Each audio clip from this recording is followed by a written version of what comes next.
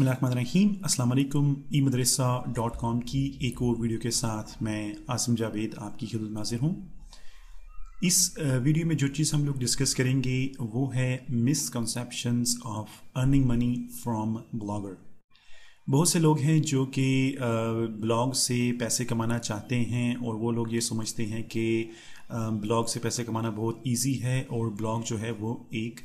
Earning money machine है, जबकि इस तरह नहीं है। क्योंकि जब भी आप लोग ब्लॉगर पे काम स्टार्ट करते हैं, आप लोग बेशक ब्लॉग स्पॉट पे जाएं या फिर आप लोग वर्डप्रेस का इस्तेमाल करें, तो बहुत सारी ऐसी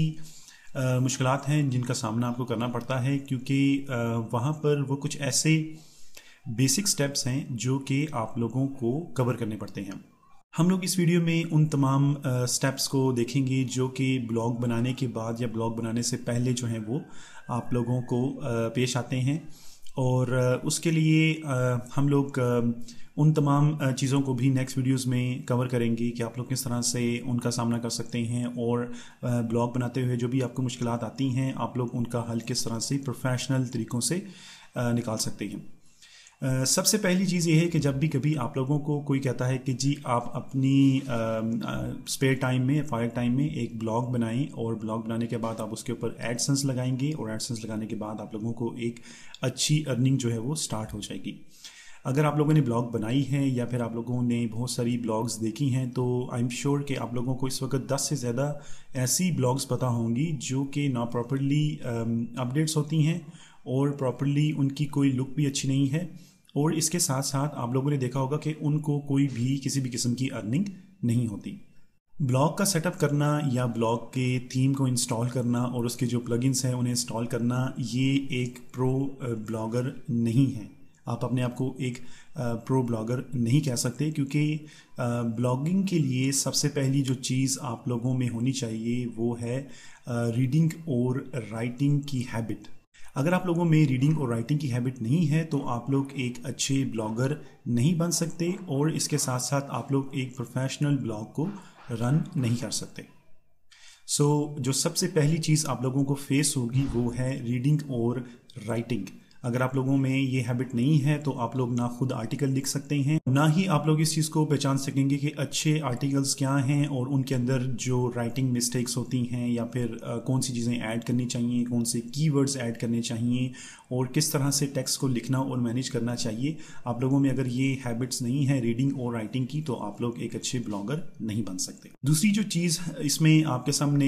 एक मुश्किल बन के आती है वो है होस्टिंग। अगर आप लोगों ने ब्लॉग रन करनी है, अगर आप लोग ब्लॉग स्पॉट पे नहीं हैं, आप लोग अपने डोमेन पर हैं, अपनी होस्टिंग पर हैं, और आपके पास जो होस्टिंग है उसका जो सर्वर है वो एसईओ फ्रेंडली नहीं है, या उसमें अच्छा रिस्पांस आपको नहीं मिल रहा, आपकी ब्लॉग जो है वो बहुत दफ़ा बंद होती है, क्योंकि जब आप लोग एक ब्लॉग स्टार्ट कर लेते हैं तो उस वक्त आप लोगों को इन मुश्किलात का पता चलता है। कोई भी ब्लॉगर जो है जो कि ब्लॉग से पैसे कमा रहा है वो कभी भी आप लोगों को ये नहीं बताएगा कि उसको ये डिफ़िकल्टीज़ आ रही हैं, कि कभी सर्वर प्रॉब्लम है, कभी होस्टिंग की तरफ से कोई एरर है, या फिर वो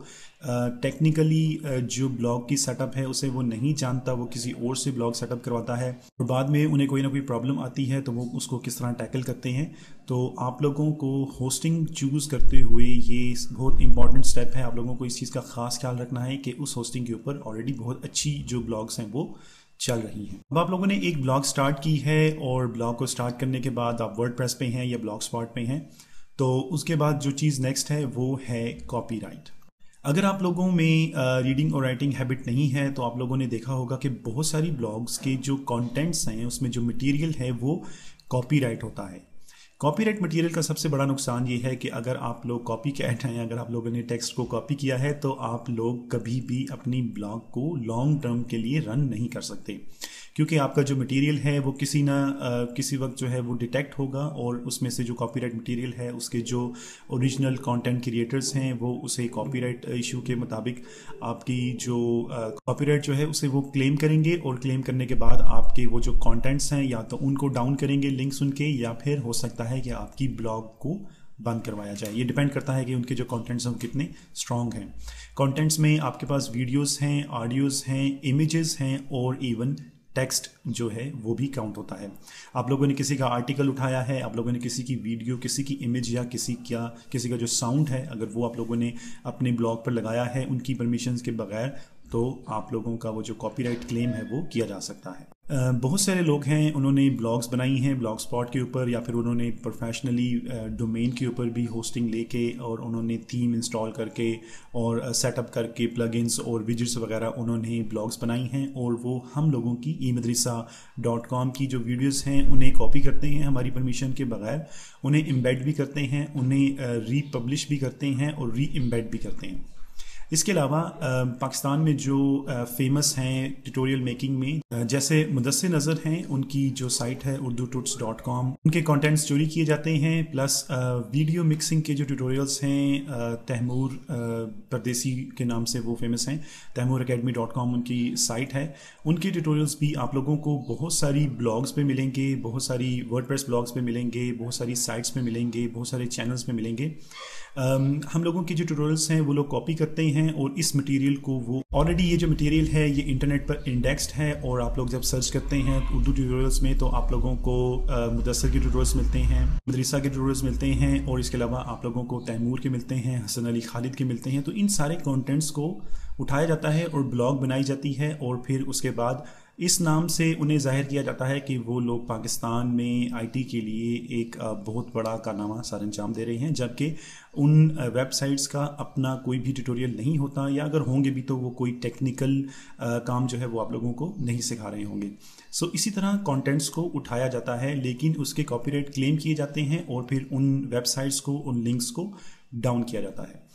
जब आप लोग ब्लॉग बनाएंगे तो आप लोगों को ये जो डिफ़िकल्टीज़ हैं ये सामने आएंगी। जो प्रो ब्लॉगर्स हैं वो कभी भी आप लोगों को इन चीज़ों के बारे में नहीं बताएंगे, क्योंकि उन्होंने बहुत स्ट्रगल की होती है इन चीज़ों के साथ, और वो अपने कंटेंट्स खुद क्रिएट करते हैं, खुद अपने आर्टिकल्स लिखते हैं। हम लोग नेक्स्ट वीडियोस में इस बात को डिस्कस करेंगे कि आप लोग किस तरह से अपने आर्टिकल्स लिख सकते हैं, किस तरह से आप प्रोफेशनल ब्लॉगिंग जो है वो कर सकते हैं। उसके बाद जो नेक्स्ट चीज़ आपको फेस करनी पड़ती है वो है एडसेंस।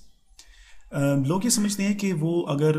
ब्लॉग बनाएंगे, उस पर एडसेंस लगाएंगे तो उन्हें काफ़ी अच्छी अर्निंग होगी, जबकि इस तरह नहीं है। क्योंकि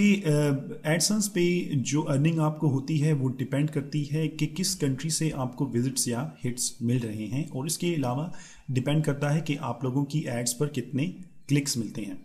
अब बहुत सारे लोग बहुत अच्छी अर्निंग करते हैं एडसेंस से। इसके अलावा एडसेंस के जो प्रीमियम अकाउंट्स हैं, जो बड़े ब्लॉगर्स हैं उनके पास एडसेंस के प्रीमियम अकाउंट्स हैं, और वो वहाँ पर उन्हें एक अच्छी अर्निंग जो है वो होती है। लेकिन अगर आप लोगों ने ब्लॉग स्टार्ट की है, आप लोगों को ये हो सकता है कि मिसअंडरस्टैंडिंग हो कि आप लोग 1 या 2 दिन में ब्लॉग सेटअप करेंगे, उसके बाद आप लोग कंटेंट्स को उठा के, कॉपी करके, चोरी करके आप लोग अपनी ब्लॉग पर लगाएंगे और आप लोगों को अर्निंग होगी। तो इस तरह से नहीं है, आप लोग उस ब्लॉग को ज़्यादा अरसे के लिए रन नहीं कर सकते। सबसे पहली बात है होस्टिंग, उसके बाद है आप लोगों की रीडिंग और राइटिंग की जो हैबिट है वो, उसके अलावा आपके पास कॉपीराइट कंटेंट्स, और प्लस ये है कि आप लोगों के पास जो सेटअप है ब्लॉग का वो अगर प्रोफेशनल नहीं है तो आप लोग अपनी ब्लॉग को रन नहीं कर सकते। हम लोग नेक्स्ट वीडियोस में भी इन चीज़ों को कवर करेंगे कि आप लोग किस तरह से प्रोफेशनल ब्लॉगिंग आर्टिकल्स जो है वो लिख सकते हैं, कीवर्ड्स, और इसके अलावा बहुत सारी जो चीज़ें हैं वो हम लोग डिस्कस करेंगे। अगर आप लोग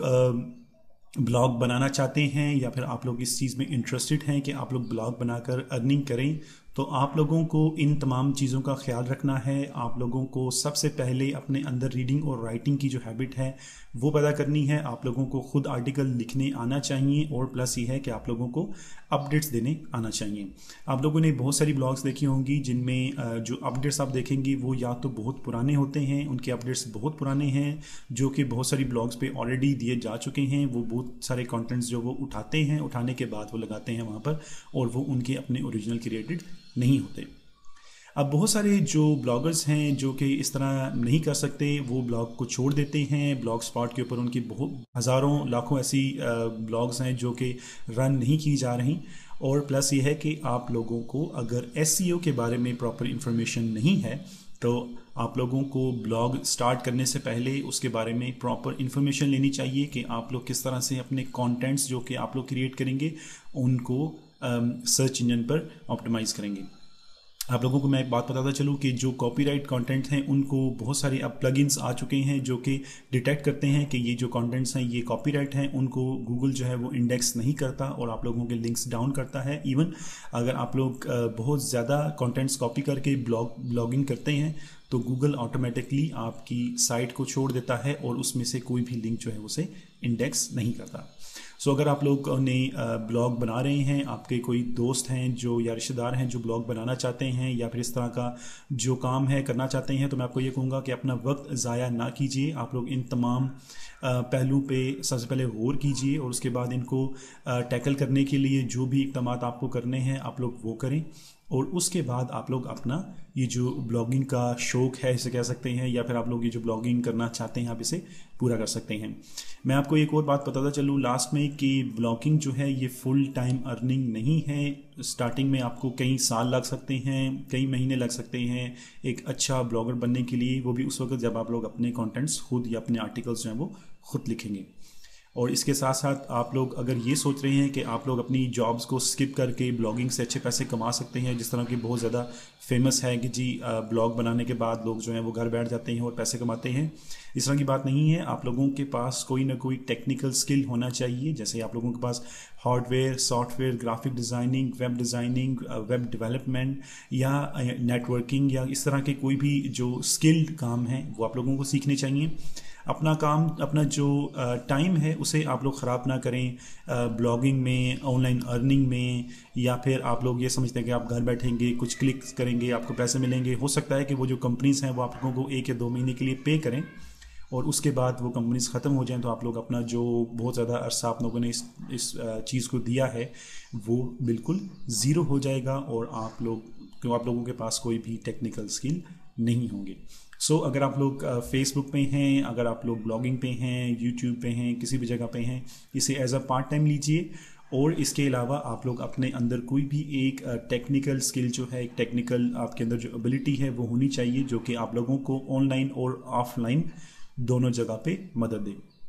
आई एम श्योर कि आप लोगों को बहुत कुछ सीखने को मिलेगा इस वीडियो से। आप लोग हमें ज्वाइन कर सकते हैं फेसबुक पर facebook.eMadrasa.com। इसके अलावा आप लोग हमें यूट्यूब पे सब्सक्राइब कर सकते हैं youtube.com/eMadrasa और आप लोग हमारी वेबसाइट को विजिट कर सकते हैं eMadrasa.com।